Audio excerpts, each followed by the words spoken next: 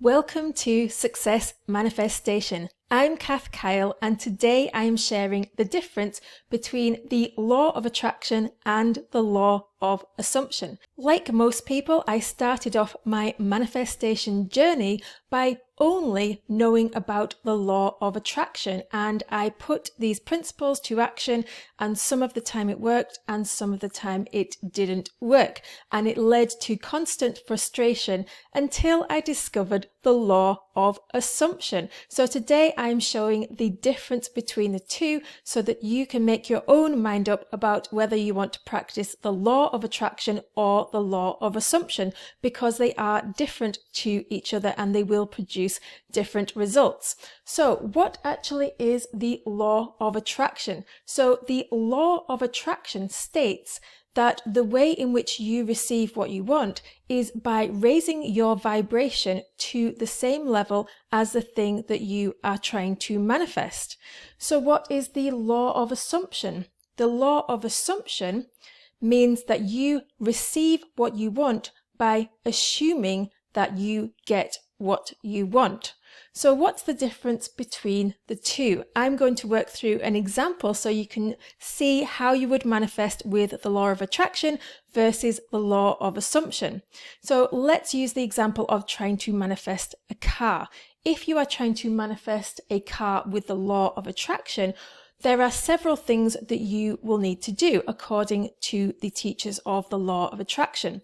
The first thing that you will need to do is you will need to raise your vibration to the same level as the thing that you are trying to manifest. So you have to work out what is the vibration of this car that you are trying to manifest, and you have to work out how to get your own vibration to the same level as the vibration of the car.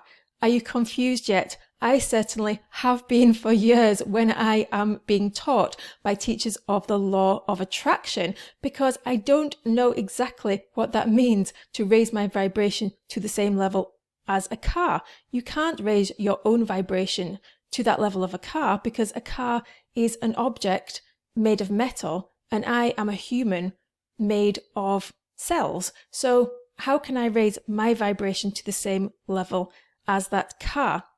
So law of attraction teachers go on to explain that to raise your vibration to the same level as the car, you need to think positively. You need to get to a high vibration in order to manifest that car. So to get into a high vibration, what you need to do is you need to think positively all the time. You need to wake up in a good mood. You need to keep that good mood all day long. Otherwise, you're not going to be able to manifest what you want. If you're not at that high vibration all day long, then you will fail at your manifestation.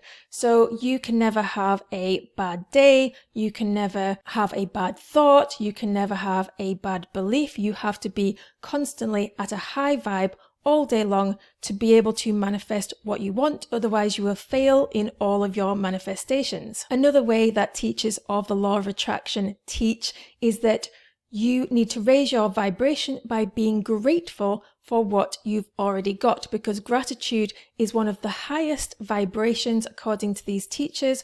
And if you feel grateful for everything you've already got, then you will manifest what you want. So if you are trying to manifest a new car, you need to be grateful for your existing car. Even if that car is broken, maybe you don't even have a car, maybe you have to walk or catch the bus or get lifts, but you have to be grateful for that mode of transport, or maybe even no mode of transport. Maybe you can't even get to places, maybe you don't have any money, you're stuck in your house. You need to be grateful for being stuck in your house and not being able to get where you want, or you need to be grateful for your car that keeps breaking down all the time and it looks horrible and you can't afford to get it fixed. You need to be grateful for all of that, otherwise you're not going to be able to manifest that new car because you're not going to be at that same vibration as that car. Is this making sense so far with the law of attraction? It didn't to me either, and that's why I was so relieved to find the law of assumption. And another thing that teachers of the law of attraction teach is that in order to be able to manifest, not only do you have to do all these things, get into the same vibration as the car, get into high vibration, be grateful for what you've got, and stay at this high vibration all day long, you also need to use a variety of different manifestation techniques to be able to manifest the things that you want. So you have to go through the rigmarole of applying all of these manifestation techniques when you want to attract something new into your life, when you want to draw it to you. So say you want to attract a new car, you see your car over there, you're over here, and to magnetize, to attract that car to you, you have to do these techniques. So an example of one technique is you write down what you want. You write down that you want your car, and you write it on a piece of paper and you put it under your pillow, and when you wake up in the morning you will have manifested the car because you've used this magical technique. And it's no wonder that people get confused with manifestation and manifestation techniques when they're being taught like this, because it doesn't sound logical, it doesn't sound scientific, and you can't prove it and you can't put it to the test. Now, the thing is, a lot of people feel like they do have proof, and I was one of them. I used to believe in the law of attraction because sometimes the things that I was using the manifestation techniques about would manifest. And to me, that was enough proof that these techniques worked and this is what I needed to do.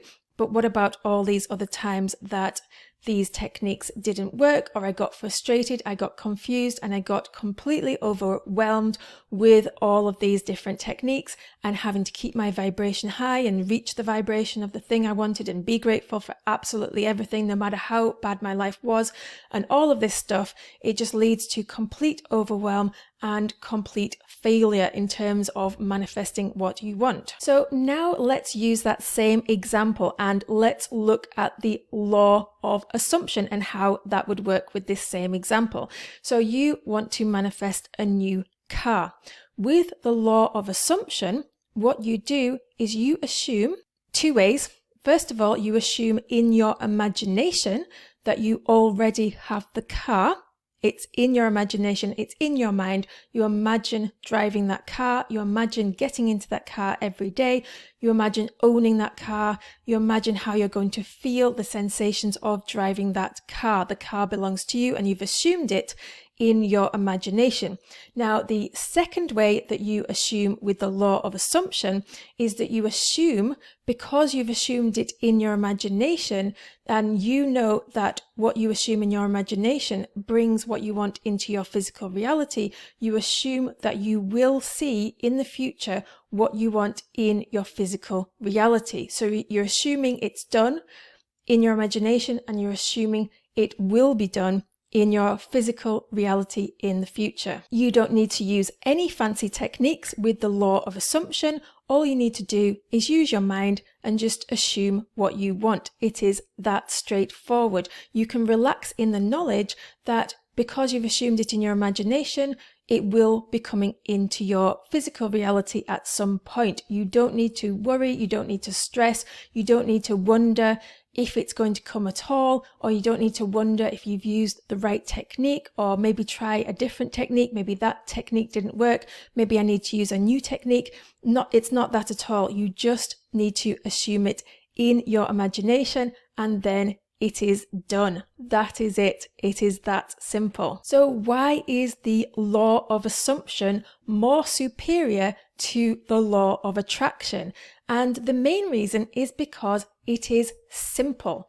We don't need to use all these complicated techniques. We don't need to raise our vibration. We don't need to match the vibration of anything. We don't need to be grateful for everything we've got. And I'm not saying that gratitude should be completely avoided. There is definitely benefit in being grateful for things, but we don't have to. We don't have to use emotion. We don't have to raise our vibration. We don't need any of that stuff.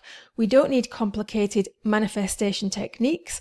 We just need to assume and it's done. It is that simple. And simple things are easily understood, they're easily implemented, and they're easily followed. When we make things too complicated, people fall off, they feel overwhelmed, and they just won't stick to it. We need to live our lives in a state of assumption because we are manifesting all the time. Everything that we assume that is happening or will happen in the future is what will happen. If you assume that somebody tells you it's going to be raining tomorrow because the weather forecast told you it's going to be raining tomorrow, you assume that to be true, and that is what will happen. Assumptions don't need to be based in the present moment.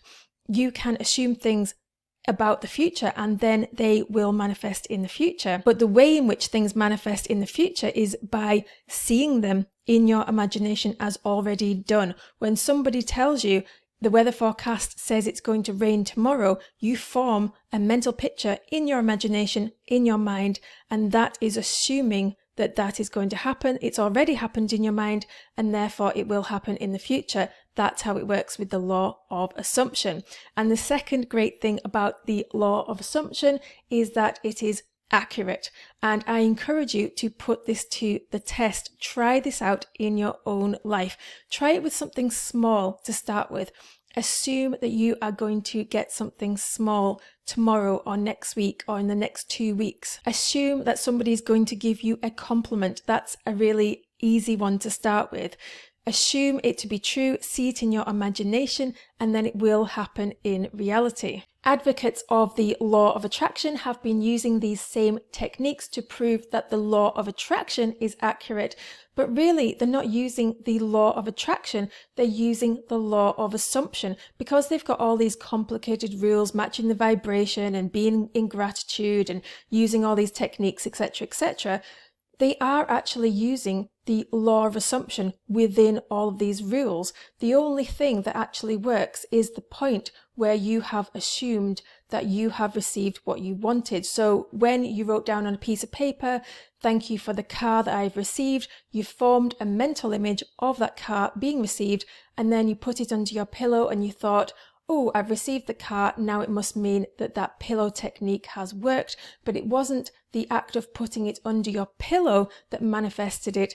It was the act of forming that mental picture and assuming it was already done in your imagination that actually brought it into your physical reality. So if you think you're using law of attraction, you're actually just using the law of assumption. This is what is accurate, and I encourage you to go and put it to the test yourself. Now, I created another video on this topic titled, "Is a high vibration needed to manifest?" And I go into this in a lot more detail about vibrations, what vibrations actually are, do we actually need them to manifest, what are vibrations made up of, how they are related to manifestation. So I encourage you to go and watch that video now. I also have another video that shows you exactly how to use the law of assumption to create reverse memories in your imagination and manifest them into reality. So go and check out that video, and I will link both of these in the description below. And I would also like to give you a free gift. I help people to manifest success in their business, in their work, and I have a manifestation milestones board pack. And this is a pack that you can use to create a vision board and also an achievement board. So it helps you to celebrate achievements you've already manifested and manifest the milestones that you want to create in the future. And it's a good representation to motivate you while you are manifesting. So go and check out the description below and get the link for that there. And now it's your turn to go and put your stamp on the world.